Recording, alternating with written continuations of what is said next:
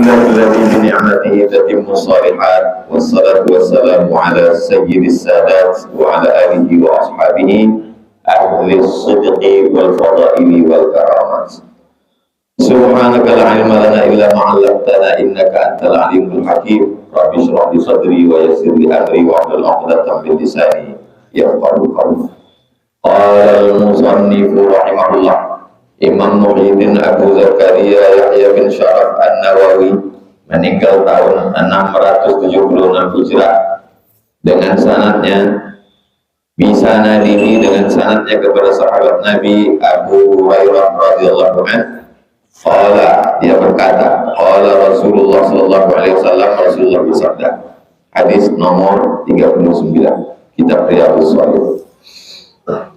Man yuridillahu bihi khairan, siapa yang diinginkan Allah menjadi baik, yusib minhu, maka diujinya orang itu.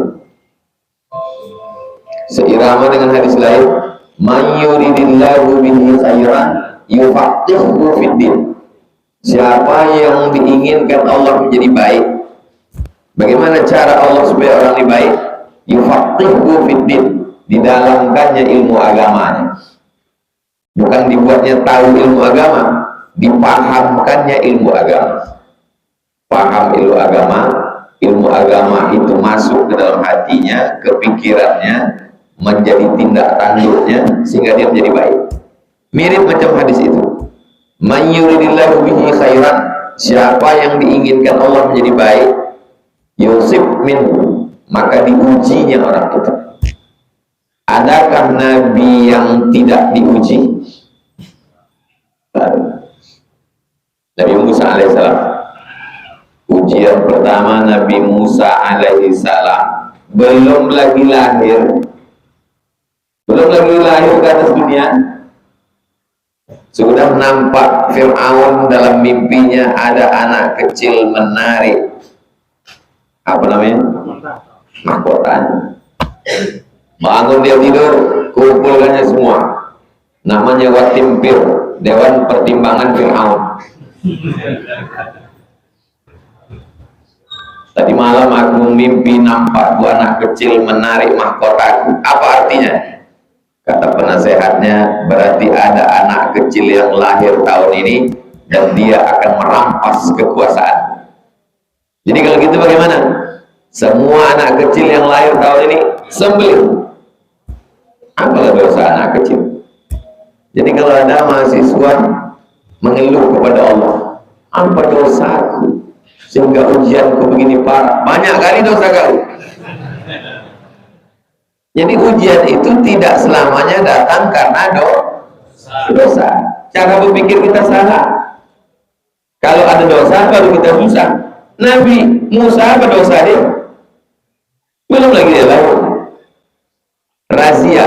Apa razianya? Semua anak kecil yang lahir tahun itu yudzabbihuna abna'ahum wa yastahyuna nisa'ahum, anak laki-laki sembelih, anak perempuan biarkan. Anak laki-laki potong. Allah subhanahu wa ta'ala mengirimkan ilham kepada perempuan namanya Yohanes,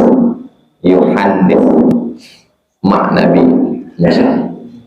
Wa auhayna ila ummi Musa, kami kirimkan ilham kepada ibu Musa, an ardi'ihi, susukan anakmu.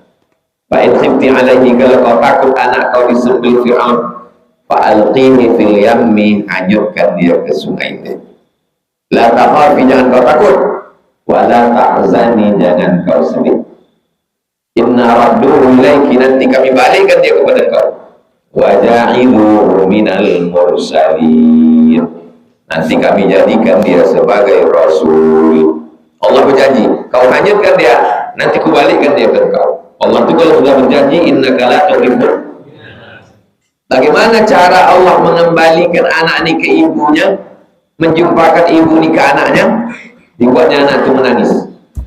Menangislah anak itu berhari-hari. Dipanggil semua ibu-ibu yang punya anak kecil yang ada air susunya untuk menyusukan bayi ini, tak diam. Sampai akhirnya diadakanlah musabaqah menyusukan anak. Semua mak-mak ngantri untuk menyusukan anak, dan semua ikut hadir. Kenapa? Karena ini anak Fir'aun. Di sarang Fir'aun itu betul dia masuk. Sampai akhirnya mak Nabi Musa ikut antrian. Begitu mak Nabi Musa menyusukan, dia anak bayi bisa membedakan mana mak dia, mana mahram. Tapi bapak bayi banyak lupa mana bini dia, mana bini orang. Tengok betapa insting anak bayi lebih tajam daripada otak orang tua. Insting tak bohong, tapi otak bisa menipu. Mana buktinya? Perempuan yang punya otak tapi tak dipakai, membunuh anaknya, dimasukkan ke dalam kardus. Tidak ada induk hewan yang membunuh anak. Tidak ada induk ular sawah membunuh anaknya. Tak ada induk kucing membunuh anaknya. Tak ada induk gajah menginjak anaknya. Kenapa? Otaknya tak ada. Pakai apa? Insting. Basic insting. Insting bawah. Bahasa Arabnya gharisa. Gharisa. Insting. Belum lagi lahir ke atas dunia, sudah ada razia penyembelihan anak kecil. Masuk ke dalam istana Fir'aun, masih kecil udah diuji Fir'aun. Kata Fir'aun, Asia, nama istri Fir'aun itu Asia. Tapi jangan berarti kalau ada ibu-ibu, nah ini ibu Asia, panggil yang kami hormati istri Fir'aun. Asia, aku khawatir inilah anak yang kulihat dalam mimpiku itu yang menarik mahkota gitu. Juga ada dalam hati Fir'aun. Jangan ini dia, jangan ini. Kata Asia, tidak. Enggak, aku tak yakin. Kata Asia, kalau kau ragu, teslah dia. Tes dia. Maka diletakkanlah kue dengan bara api. Kalau nanti anak ini mengambil kue ini, berarti inilah dia. Potong dia. Berarti sudah ada otaknya. Berarti ini anak lain dari anak yang lain. Berarti tahu dia membedakan mana kue, mana roti. Berarti inilah nanti yang akan mengambil mahkota kerajaanmu. Kalau diambil nanti kue, potong dia. Sudah mau dibelokkan setan tangan Nabi Musa itu ke kue. Membelokkan malaikat ke barat sampai ke lidahnya. Itu maka lidahnya agak kena sedikit.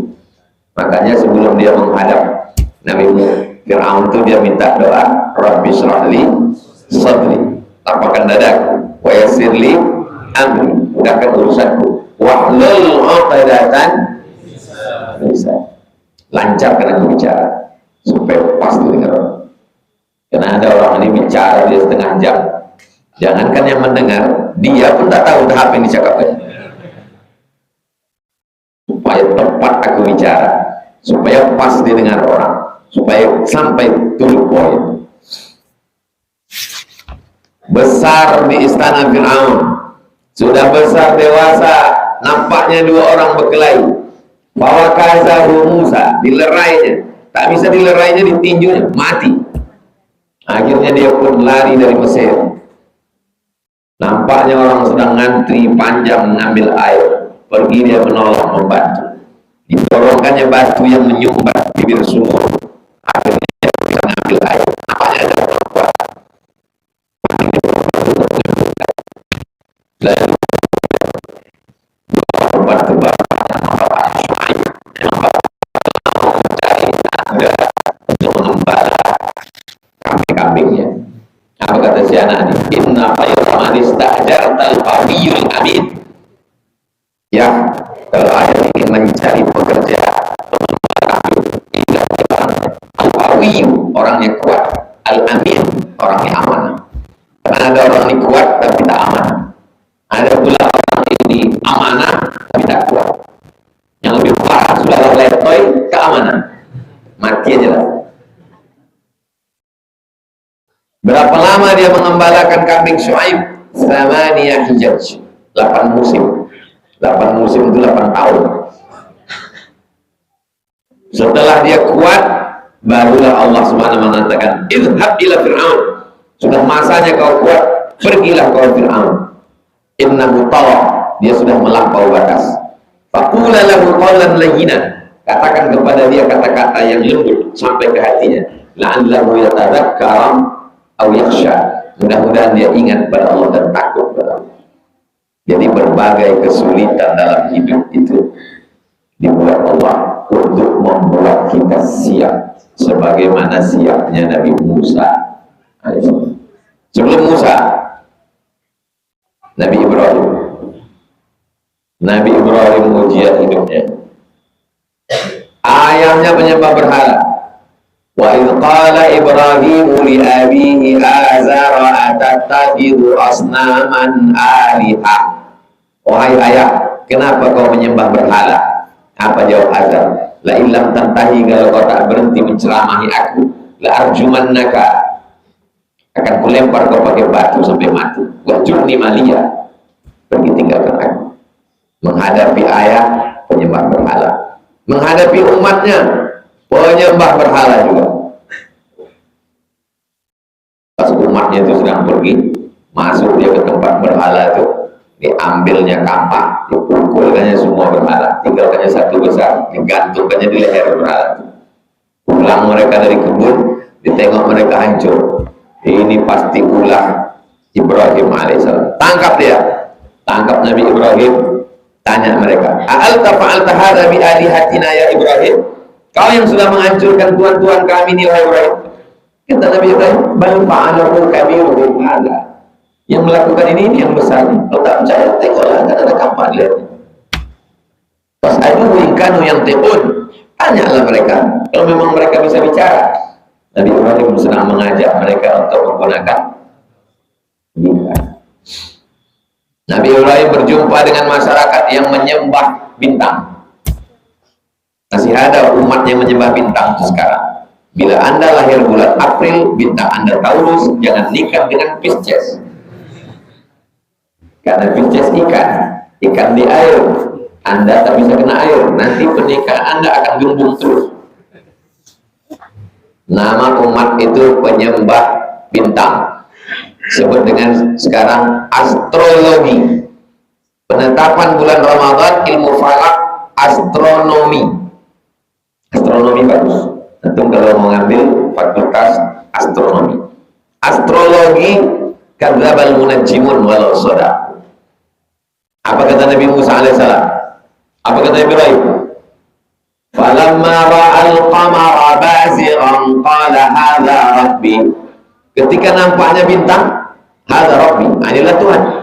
Tiba-tiba besok pagi bintang itu hilang.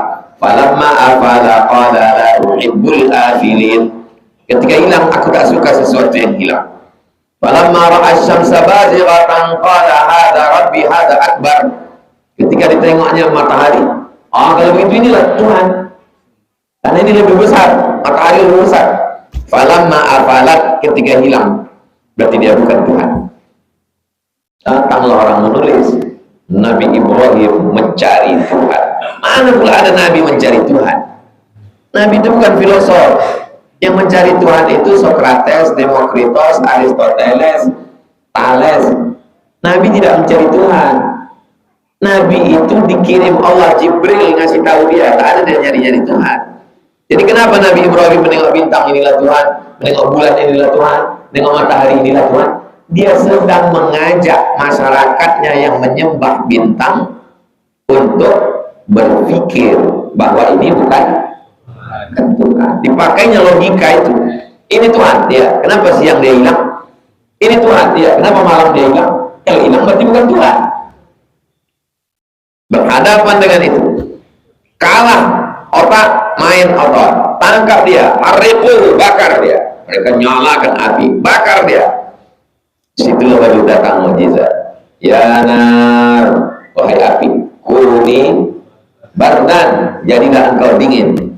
Seandainya ayat itu cuma sampai bardan, beku Nabi Ibrahim. Ditutup Allah ujung bardan wassalaman ala Ibrahim. Sasuman saya mau pergi umroh, takut kepanasan di Makkah, apa bacaannya? Ya narukuni bardan wassalaman ala Ibrahim. Ya narukuni bardan. Alhamdulillah Ustaz, selama di Makkah, Madinah, dingin aja terasa. Cerita kawan, lebih tak pernah ke masjid. Setiap nabi-nabi penuh dengan ujian. Adakah nabi yang tak diuji? Ada. Ada kok. Nabi Sulaiman tak ada diuji. Nabi Sulaiman ujiannya lain.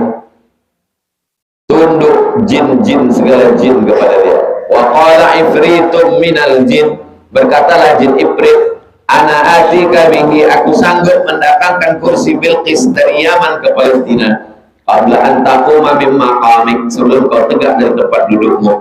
Angin tunduk, jin tunduk, semua tunduk kepada dia. Lalu apa kata dia di ujung? Lihat, hadza min fadli rabbi, ini semua karunia Allah. Liyabluwani, untuk menguji aku. Ashkur am akfur, apakah aku bersyukur atau kufur. Segala ujian dalam hidup adalah cara Allah untuk membuat kita lebih baik. Makanya hubungan kita dengan Allah dibangun dengan cara husnul. Ana inda husni zonni abdi, ana inda husni zonni abdi bi, aku prasangka hambaku kepada. Jadi kalau kita menghadapi ujian yang berbagai macam raga, sesungguhnya di balik itu semua Allah ingin membuat kita lebih baik. Itu inti. Jangan mengeluh, jangan caci maki. Aku sudah pengajian subuh sama Ustaz Somad, aku sudah sholat berjamaah, aku sudah pengajian, pacar-pacarku 5 udah kuputuskan semua. Kenapa hidupku ini macam ini juga lagi? Apa salahku? Kenapa mengeluh? Allah ingin buat kau jadi lebih baik. Keberhasilan hidup bukan di bangku kuliah. Keberhasilan hidup ketika terjun ke masyarakat, antum berhasil. Saya melepas adik-adik saya yang mau ke Mesir. Nilai paling tinggi mumtaz, excellent. Di bawah mumtaz, jayyid jiddan. Di bawah jayyid jiddan, jayyid. Di bawah jayyid, makbul. Orang menyepelekan makbul. Karena makbul tadi saya S2, tak diterima S2, maka disebut makbul indallah. Yang mumtaz jadi profesor doktor, ngajar di Pasca. Yang jayyid jiddan, LCMA, dosen, keren. Yang LC, Hasan LC, mengajar di pesantren. Yang makbul disepelekan, orang lupa. Yang profesor doktor, yang LCMA, yang LC, tiga-tiganya berangkat umroh karena dibawa oleh yang makbul. Kenapa? Dia punya travel. Jangan sepelekan orang. Mungkin kau lulus di kampus, mungkin kau hebat ngomong, mungkin kau hebat baca kitab, tapi dia hebat membaca kitab yang tak tertulis dengan tinta dan pena. Kitab dia masyarakat, bahasa awalnya alam tak kambang menjadi gula. Yang sepelekan orang. Hanya kawan-kawan kita yang tak kuliah, tapi pelajaran dia adalah melalui alam, sekolah alam. Sekolah alam ini tak ada kelasnya. Makanya orang kalau mau dibentuk di kampus mudah, balik zaman sekarang. Dulu kan aja orang di pasca sarjana itu bayar uang kuliah, kambing pun ini sudah.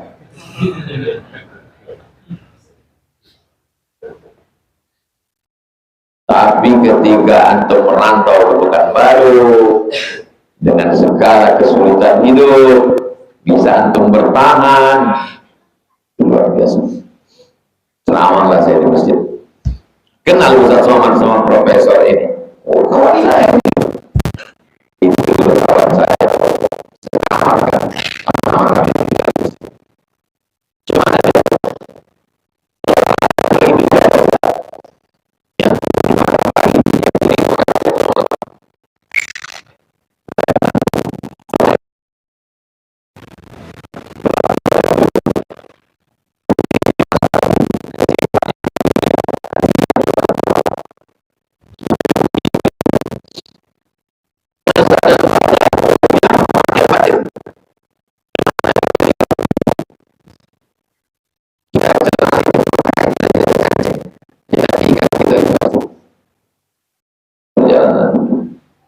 Kalau antum mengalami kehidupan yang sulit, yang pahit, bacalah hadis ini.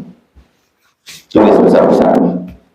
Man yuridillahu bihi khairan, siapa yang ingin dijadikan Allah baik, ada kebaikan, yusib minhu, maka Allah beri dia berbagai ujian dalam hidup supaya dia matang, bukan matang umur.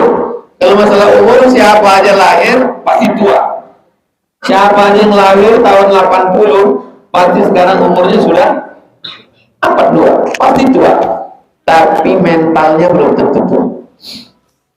Makanya generasi itu selalu jadi tiga. Pertama generasi pejuang, kedua generasi penikmat, ketiga generasi penghancur. Antum datang ke Pekanbaru ini berjuang, tunggang langgang, meninggalkan kampung, kuliah, cari makan, biaya sendiri, selesai kuliah, berdarah-darah, lanjut S2, lanjut S3, jadi orang hebat.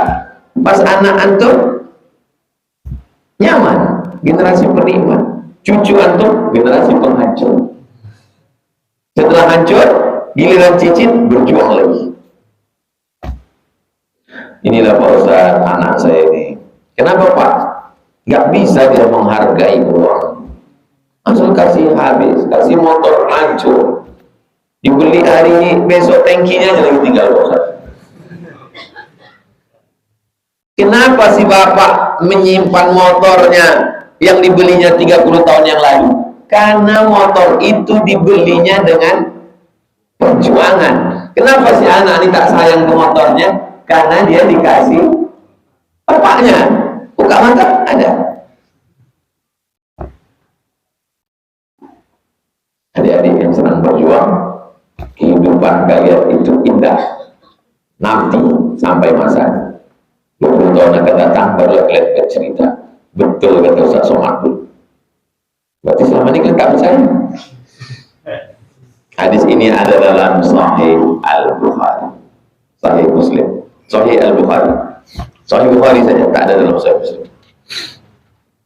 Hadis ke-40 dari Anas bin Malik radhiyallahu anhu, Allah meridhoinya. Dia berkata, qala Rasulullah sallallahu alaihi wasallam, Rasulullah bersabda, la yatamannayanna ahadukumul mauta. Kalau hanya sekedar la, jangan. Tapi ada nun taukid di ujung. La yatamannayanna. Janganlah, jangan sekali-kali. Jangan, taukid, penekanan makna. Janganlah kamu yatamannayanna ahadukumul mauta. Janganlah kamu ingin mati. Ada orang ingin mati? Ada, tanggal 30 mati.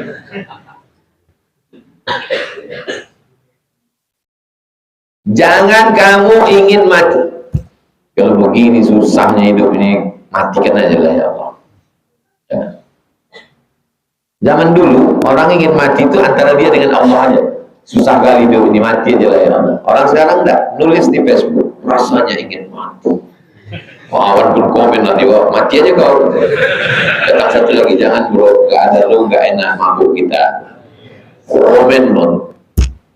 Kata Nabi SAW, la yatamannayanna ahadukumul mauta lidurrin asabahu, karena sesuatu yang menimpanya, sakit, bangkrut, susah. Pak Ustaz, saya mau mati nih, mau saya racun aja anak-anak saya ini. Habis anak saya dimati, saya pun mati. Sebelum kau mati, kalau bisa datang dulu ke rumah, biar jumpa kita dulu. Cerita. Bawa cerita. Gimana? Tak jadi mati. Manusia ini mesti dibawa cerita. Sebenarnya dia ingin ada orang lain mendengarkan ceritanya. Karena sekarang orang tak mau lagi bercerita dan tak ingin mendengarkan cerita karena sibuk dengan medsosnya masing-masing. Maka ada namanya konseling. Orang konseling itu mendengarkan cerita. Dia diam. Ya, terus. Ya, ya, terus. Psikolog, psikiater begitu juga. Pergi langsung ke Jalan Ahmad Yani, pergi ke rumah sakit, jumpai Pak psikolog, psikiater. Ya, betul. Ya, betul. Karena orang ingin cerita. Sudah tak ada lagi yang bisa diajak cerita. Cerita sama kawan sebelah, asik. Lama kita cerita di fotonya pula. Cerita aja kawan ini dari tadi.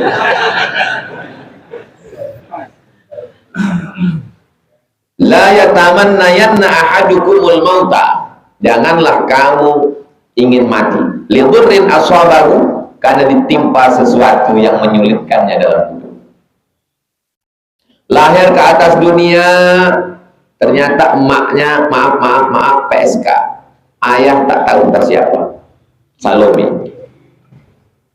Tinggal di lingkungan yang tak baik, penuh dengan kesakitan, penderitaan. Setelah remaja, nikah, dapat pula laki setengah setan. Dapat anak durhaka. Sampai akhirnya hidup di sudah aku mati ya Ustaz. Tapi kalau mati aku pula masuk neraka. Sudah lagi mikir susah. Di akhirat nanti susah. Jangan kau keinginan mati.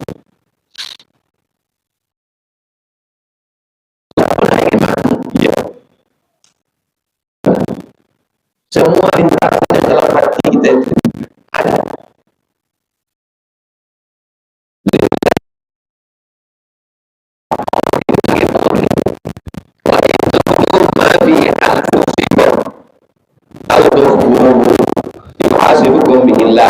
Kalau kau nyatakan apa yang terlintas di hatimu, atau kau simpan, yuhasibukum bihillah, kau tetap akan dihisab oleh Allah. Kata sahabat Nabi, kalau semua yang terlintas di dalam hati ini dihisab juga, kami tak sanggup hidup. Turunlah ayat setelah itu, la yukallifullahu nafsan. Jadi yang dihisab itu hanya yang keluar. Kalau hanya sekedar di dalam, saya pernah terlintas di hati saya mau mati. Saya dulu ditinggal mak saya pergi ke Riau, saya tinggal. Kalau saya membeli barang salah beli, tak beli gula, tak beli apa, salah beli. Kalau kita salah beli kan suruh balik kan? Kenapa kau beli ini? Balik lagi. Nah, itu kalau udah mau menghadap ke tempat tuh takut. Ya anak kecil mau ke situ, itu memang ingin mati sih. Makanya sekarang anak-anak, kalau saya jumpa sama anak-anak balik dia salah beli, tak saya marah. Ini salah beli Ustaz, tak perlu. Atau salah pesan minum, datang pegawai. Tadi kan mintanya teh, Ustaz kan nggak bisa minum es, kok dikasih teh es? Tak perlu saja. Karena saya tahu apa yang dia rasakan, pernah saya rasakan. Kalau saya marah sama dia, hanya gara-gara teh manis yang segelas. Kenapa saya ke sini? Buang sana. Di sana dia kena marah, di sini dia kena marah. Kemana lagi dia tidak mengadu? Tak apa-apa. Buatkan dia sesuatu. Terus yang ini tak apa-apa. Kenapa? Karena saya pernah merasakan apa yang dia rasakan. Itu tak ada di Mesir, tak ada di Al-Azhar Kairo, tak ada di Darul Hadis Maroko, tak ada di Umdurman Islamic University. Itu belajar dari bagaimana perjalanan. Kalau nampak saya anak kecil jual bunga, beli bunganya Pak, saya beli. Kenapa? Karena saya dulu pernah jualan, ada orang pacaran.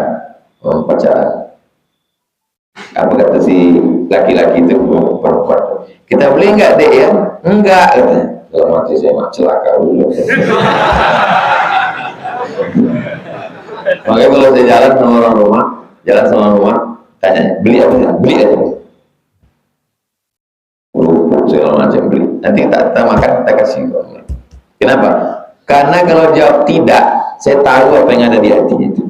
Kenapa? Allah membuat saya begitu perjalanan hidup saya supaya saya bisa merasakan perasaan. Rasa itu mesti diasah seharus-harusnya. Kenapa kita disuruh Allah puasa? Biar badan kurus, Pak Ustaz? Nah, Allah nyuruh kita puasa supaya kita merasakan perasaan fakir miskin, yatim dan doa. Makanya kalau ada orang rajin puasa Senin Kamis, pelitnya minta ampun. Bapak itu rajin puasa Senin Kamis, Pak Ustaz. Sedekah 2.000 perak. Boleh jadi dia puasa itu karena mengirit makan siang. Bukan karena menghaluskan rasa.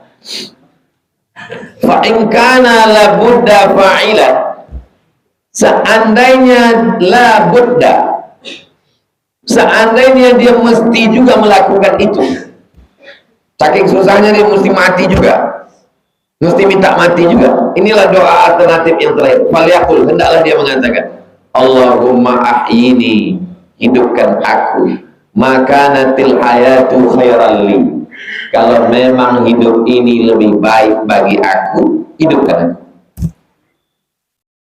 Wa tawaffani, matikan aku, idza kanatil wafatu khairan li, kalau mati itu lebih baik bagiku, matikanlah. Allahumma ahyini makanatil hayatu khairan li, hidupkan aku ya Allah kalau hidup ini baik untuk. Wa tawaffani, matikan aku, idza kanatil wafatu khairan li, kalau kematian itu baik untuk. Kawan saya Pak Ustaz tiba-tiba gini terus update statusnya kemarin. Kenapa? Rupanya ditolak mahasiswi. Sama abang ya dek, enggak lah, Kosma lebih ganteng. Langsung tulis, Allahumma ahyini in kanatil hayatu khairan wa tawaffani idza kanatil wafatu khairan. Apalah ujian macam itu? Ujian macam itu udah minta mati. Gimana kalau yang lebih berat daripada itu? Pernah Ustaz baca doa 2019, perjalanan amat sangat berat, bukit daki terjal. 2019 bulan Maret mak meninggal, bulan April pilpres. Antum tahu fitnah pilpres, luar biasa. April, Mei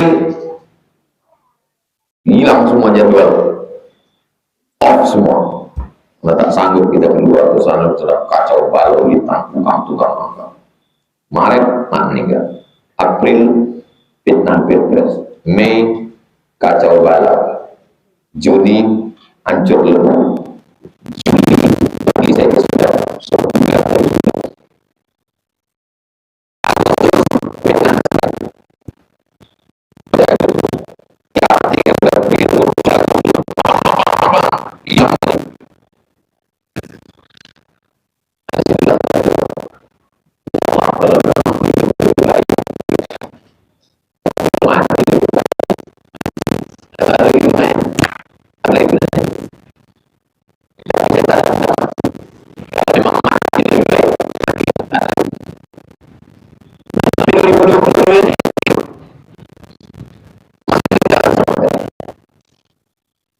tinggal di Timur Panjang.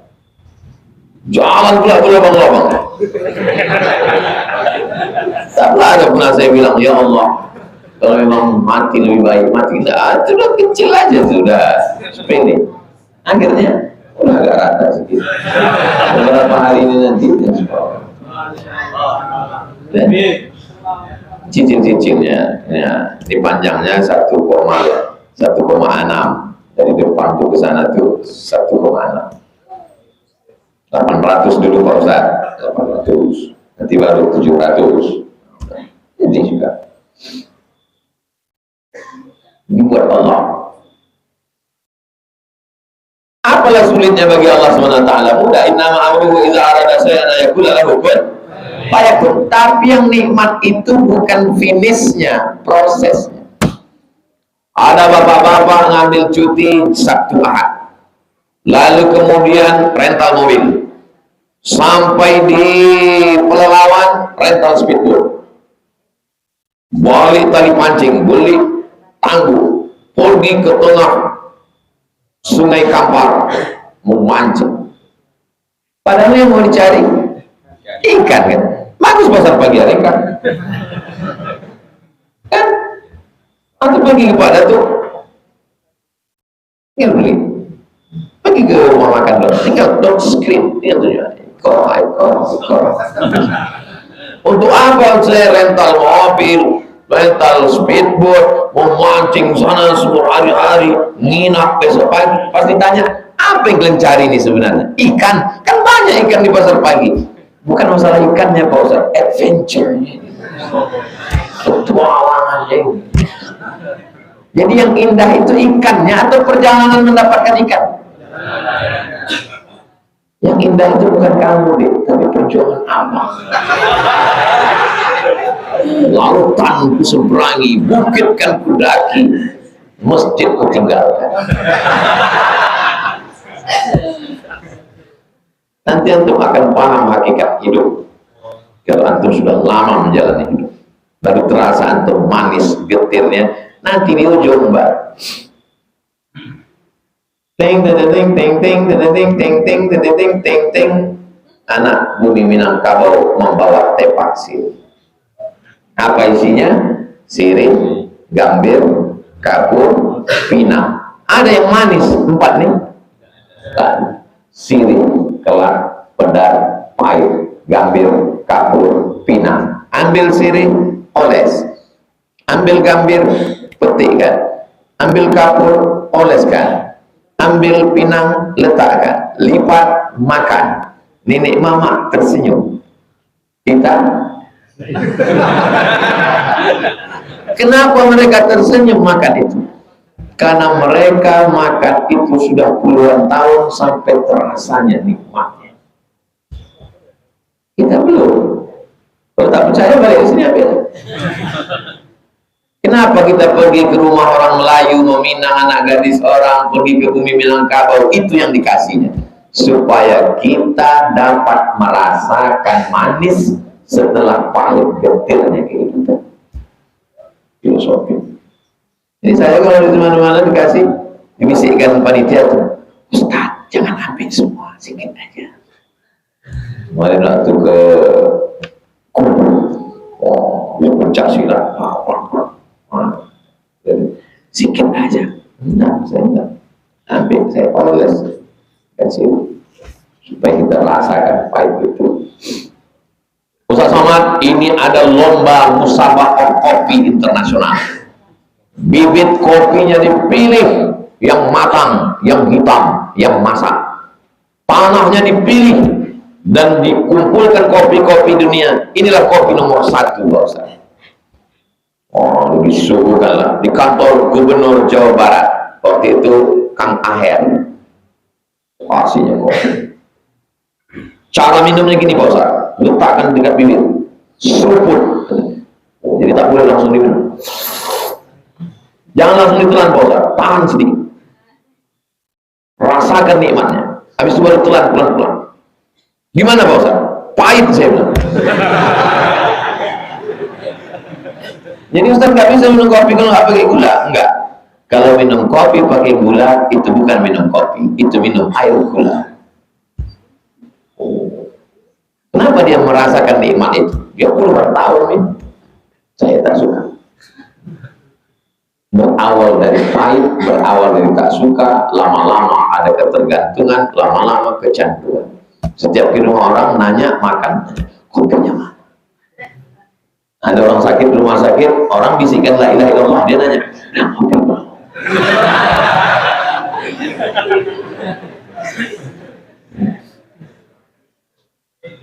Hidup ini akan indah kalau antum paham hakikat hidup. Sesungguhnya dari pukulan yang bertubi-tubi, kesakitan, penderitaan, kesusahan, Allah hanya ingin hatimu lembut air matamu menetes, dan saat itu kau berkata, ya Allah.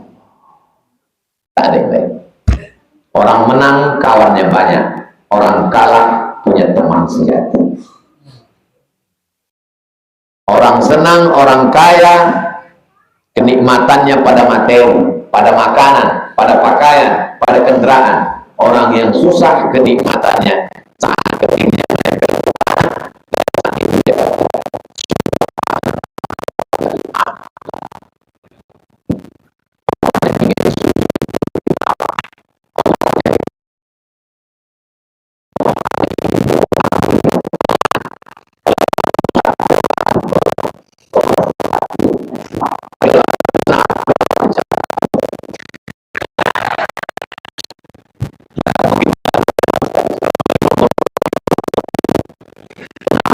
orang itu senang.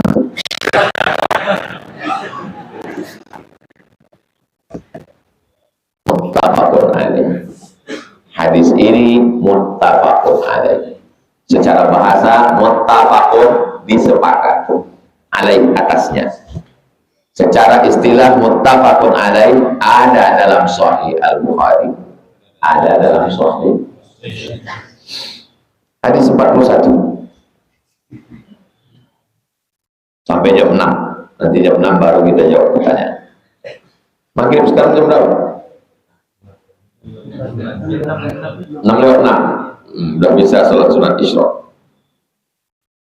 Wa an Abi Abdillah, dari seorang sahabat Nabi namanya Abu Abdillah, Khabbab ibnul Arth. Khabbab ibnul Arth. Khabbab inilah yang meriwayatkan hadis waktu ditanya oleh orang yang tak pernah menengok berjumpa Nabi, "Hai Khabbab, ya, kau pernah sholat sama Nabi?" "Pernah."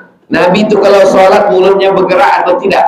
Kata Khabbab nih, ini yang melihatkan nih, "Nabi kalau sholat mulutnya bergerak." "Dari mana kau tahu mulut Nabi itu bergerak?" "Bittirabi lihyati," karena aku tengok jenggotnya bergoyang. Jenggotnya bergoyang karena dagunya bergoyang. Dagunya bergoyang karena rahangnya bergoyang. Rahangnya bergoyang karena mulutnya bergerak.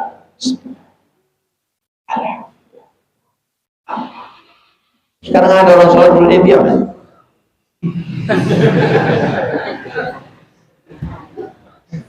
Jadi kalau begitu sholat itu mulut bergerak atau tak bergerak?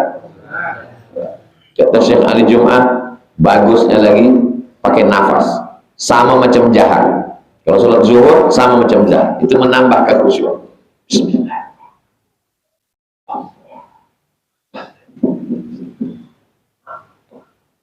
Membantu kekhusyuan. Karena orang kalau sholat zuhur sama asar bisa iftitah Fatihah ayat satu nafas. Rokaat pertama, rokaat kedua,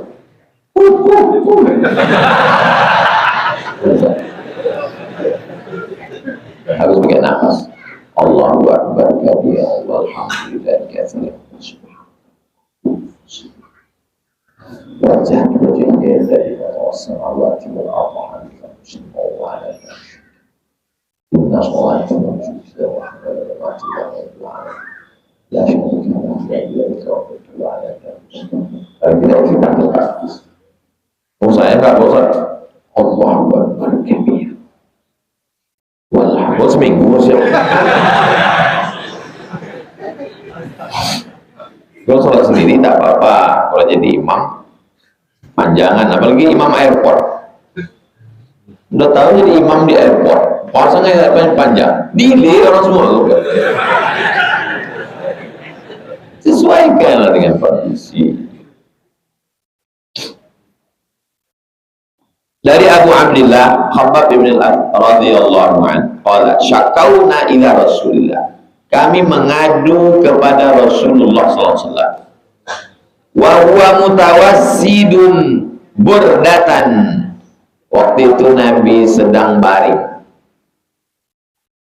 berbaring fi dhillil Ka'bah, dia sedang berbaring di atas burdah kain yang dipakai bagian luar, kain panjang di luar disebut dengan burdah.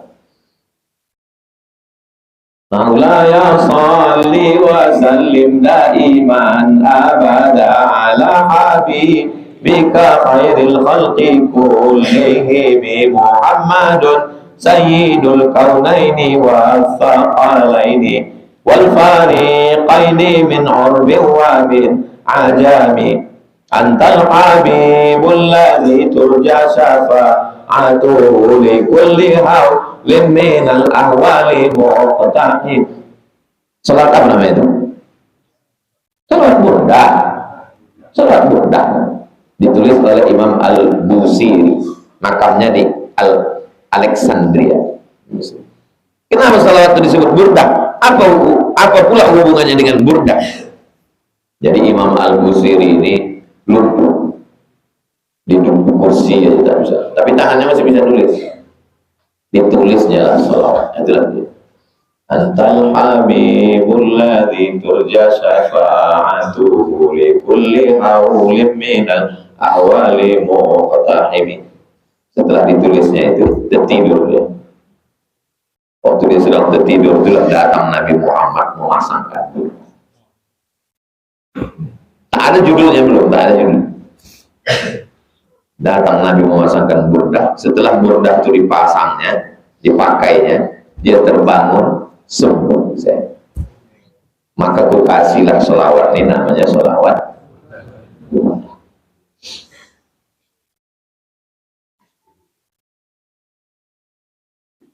Kalau kain itu diletakkan di sini, pinjam coba. Kain itu diletakkan di sini, begini, macam ulama Saudi, namanya utrah. Kalau diletakkan di sini, orang Saudi tajam-tajam kan. Namanya utrah. Kalau dililitkannya jadi sorban begini, namanya imamah. Imamah. Kalau dililitkan namanya utrah. Kalau itu namanya imamah. Ya sunnah Nabi imam. Kalau ditutup dengan panjang, menutupi, nggak pakai jubah di luar. Ada yang menyebutnya jubah luarnya itu disebut dengan kalau kainnya panjang ditutupkan sampai ke atas, namanya toilasan. Itu istilah-istilah itu semua. Kain yang di luar itu apakah berjahit atau tak berjahit disebut dengan burda. Kenapa mereka pakai itu? Karena dingin. Saya pun kalau di tempat-tempat yang dingin saya pakai. Ini mau panjang apa kayak berpolo kan? Ini lagi musim dingin. Tapi bukan berarti antum tak boleh pakai itu. Kalau ada orang berkeringat-keringat memakai itu, berarti dia berjuang melaksanakan sunnah. Saya orangnya tak tahan panas, sampai peci saya pun gelobang-gelobang. Tak tahan saya panasan. Ini peci paling saya suka. Tapi ini tak pernah saya bawa keluar karena tak bisa dilipat di jaket. Orang lain itu bisa masuk. Ini tak bisa. Kalau ini saya pakai di pesawat, Allah minta tablik akbar semua di pesawat.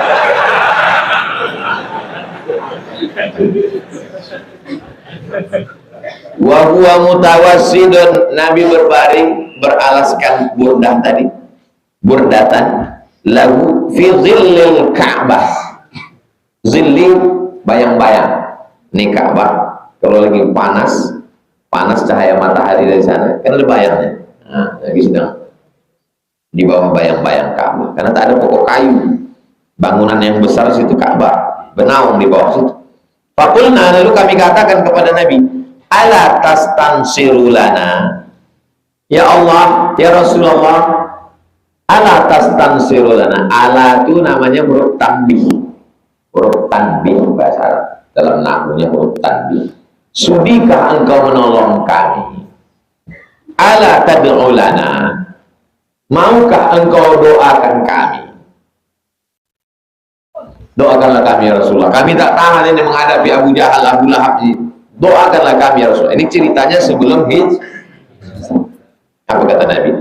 Qad kana man qablakum, orang-orang sebelum kalian, yukhazur rajul, ada seorang laki-laki ditangkap, fayuhfar lahu fil ardi, digali tanah, dimasukkan badannya setengah, fayuj'al fiha, dimasukkan dia ke dalam, summa yutabil minsyar, diambil gergaji, minsyar gergaji, fayudha ala ra'sihi, digergaji kepalanya, fayuj'al nisfain, sampai badannya terbelah dua, wa yumshatu bi amshatil hadid, diambil sisir dari besi, maduna lahmihi wa azmihi, sisir besar macam garpu, ditarik kulitnya sampai tanggal tulang-tulang. Ma yasuddu dzalika an dini, satu pun tak ada mereka murtad keluar dari agama.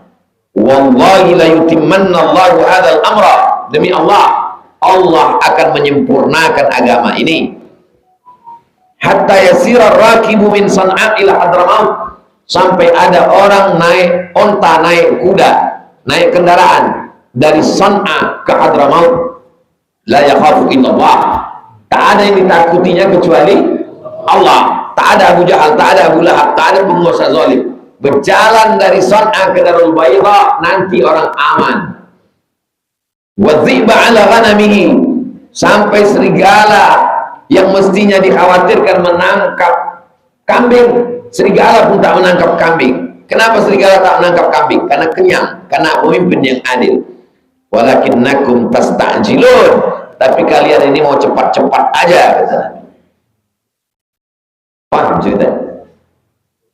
Tak tahan orang di Makkah ini menghadapi Abu Jahal, Abu Lahab. Doa dari Rasulullah, doakan. Kata Nabi, kalian baru ini aja bisa macam mana anak muda sekarang. Kita kapan healing? Sikit-sikit healing, sikit-sikit healing. Kalian nih sikit-sikit healing, sikit-sikit healing. Orang sebelum kalian nih, kata Nabi, ditanam di dalam tanah, digergaji sampai belah dua, ditanam dalam tanah, dikerok sampai tanggal kulitnya. Tak ada dia mengeluh-ngeluh. Kalian sikit-sikit aja mengeluh, sikit-sikit mengeluh, kata Nabi. Demi Allah, Allah akan menolong agama ini nanti, sampai orang berjalan dari San'a ke Hadramaut. Ini Makkah, di bawah Makkah ini Yaman, Afrika sebelah kiri, Asia sebelah kanan. Walaupun Yaman ini masuk Asia, yang Asia Tenggara ini. Kita ini sebelah Yaman, ini Indonesia, ini Afrika. Di bawah ini bumi Arab ini. Sebelah kiri ini San'a, sebelah kanan ini Hadramaut. Nanti orang akan naik kuda, naik kendaraan dari San'a ke Hadramaut, tidak ada yang mengganggu, karena yang ditakutinya cuma Allah. Sekarang sudah terwujud kalau itu? Ya. Waktu Nabi ngomong ini, Yaman waktu itu belum Islam. Cuman Yaman, Makkah aja orang ketakutan. Salah satu bukti mukjizat Nabi bahwa semua yang dikatakan itu benar. Sampai serigala pun tak lagi mau makan kambing. Nengok kambing itu kata serigala, alhamdulillah. Saking kenyangnya serigala. Walakinnakum tasta'jilun, tapi kalian ini orangnya tergesa-gesa, cepat-cepat aja, sikit-sikit minta doa, sikit-sikit minta doa. Kayak kalau ada jamaah minta, Ustaz doakan saya. Apa masalah kau? IP saya ini 3,7. Jadi maunya berapa? 4 Pak Ustaz. Syukur aku 3,5.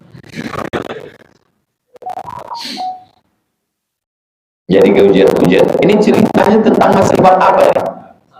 Bab sahabat. Masih bab sahabat. Rawahul Bukhari. Hadis ini ada dalam Sahih Bukhari. Dalam riwayat lain, wa wasilum burdatan. Nabi waktu itu sedang baring. Wa qad laqina minal musyrikina syiddah. Waktu itu kami, kata sahabat, menghadapi syiddah, amat sangat berat, sulit, susah payah, minal musyrikin, dari orang-orang musyrik. Itulah hadis kita subuh ini, cuma dapat 3 hadis, 39, 40, 41. Pertemuan akan datang 42, insya Allah. Jangan lupa nanti jam 1.30 ada Syekh Profesor doktor, muhaddis karena dia ahli hadis, musnid, semua sanad-sanad dunia ini ada sama dia. Dari mulai India, Yaman sampai Maroko. Syekh nilainya dari S1, S2, S3 cum laude. S3-nya dicetak, dikatakan Azhar, cum laude, summa cum laude, dicetak. Namanya Syekh Usama As-Sayyid Al-Azhar.